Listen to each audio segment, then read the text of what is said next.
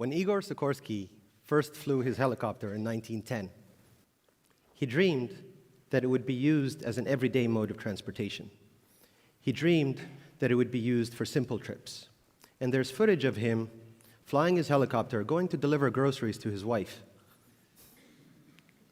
Fast forward 50 years, and in the 1950s and 60s, during the space race, we were all sure that by the year 2000, we would all be making regular trips to the moon. Fast forward another 50 years, and unfortunately, very little has happened to make Sikorsky's dream a reality, mainly because people assumed that to develop a convenient personal flying machine would be too expensive or simply too difficult of a problem to solve. That being said, I've always shared Sikorsky's dream of a personal flying machine. I, too, had assumptions that building an airplane or a helicopter would be very expensive, require a lot of technical expertise that would be very hard to find and let alone hire. And the dream of flight was going to remain just that, a dream. Last year, I found myself with a lot of time on my hands to think. And I started asking myself, whatever happened to that dream? And what could I do to make it a reality? I had a lot of questions. A lot of questions. What if you could take off and land vertically from your driveway? What if the aircraft was so easy to fly that you only needed a couple of hours of training? What if the aircraft was so safe to fly that you'd forget that you were even flying? What if we could produce them cheaply so that they're the same price as a car?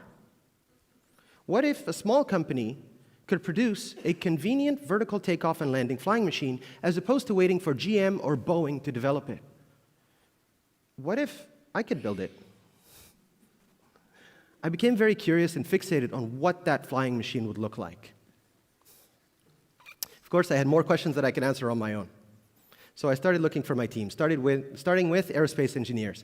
They were super excited about the idea, and we started seriously exploring whether we could make this seemingly crazy idea come to life.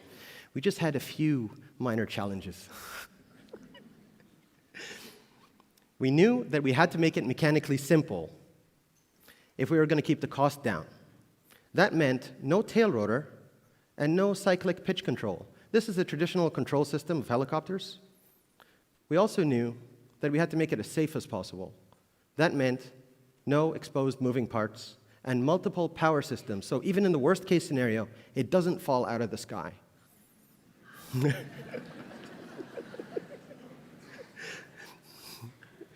We also knew that it had to carry 260 pounds up to 10,000 feet. As it turns out, it was possible.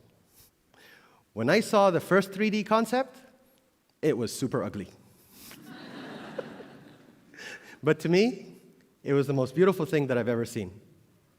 I was so happy, so excited, that I couldn't continue working that day. Here it is.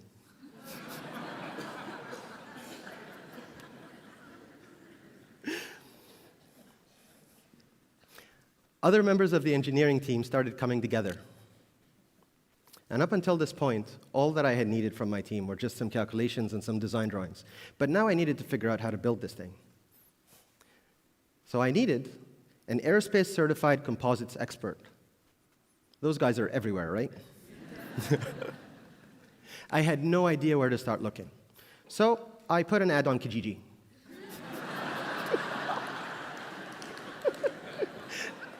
And surprisingly, I got a reply. From an aerospace-certified composites technician who builds helicopters at Pearson Airport here in Toronto. Imagine that. And a person from another ad connected me with a hobbyist aircraft builder in Montreal who happened to have 2 brand new aircraft engines from a discontinued project. I immediately called up my friend Alex and told him, we're going to Montreal to pick up these engines. Not your typical road trip, I know. Here's a picture of us loading 2 Hearth F-33 aircraft engines in the back of my car.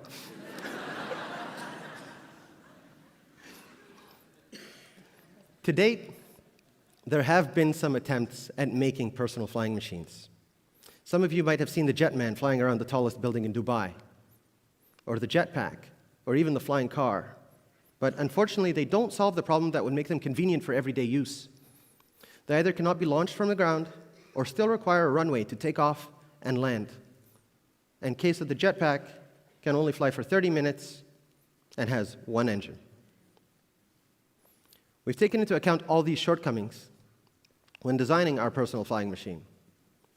It can take off and land vertically, so that eliminates the need for a runway.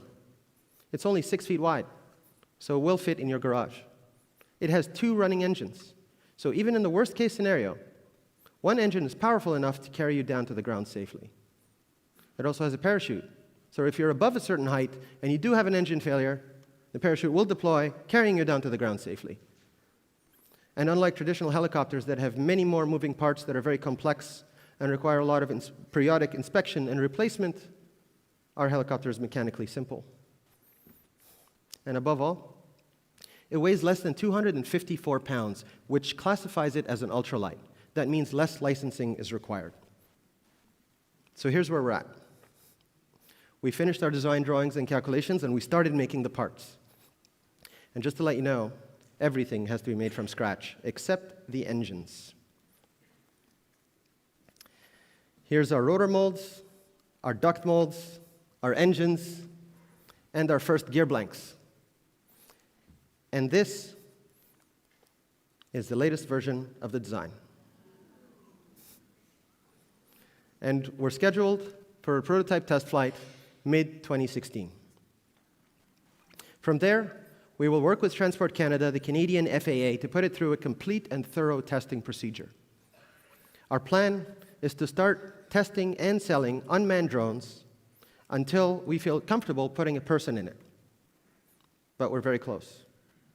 And just to let you know, everything from concept to construction has happened in the last 9 months. Thank you. Imagine what can happen.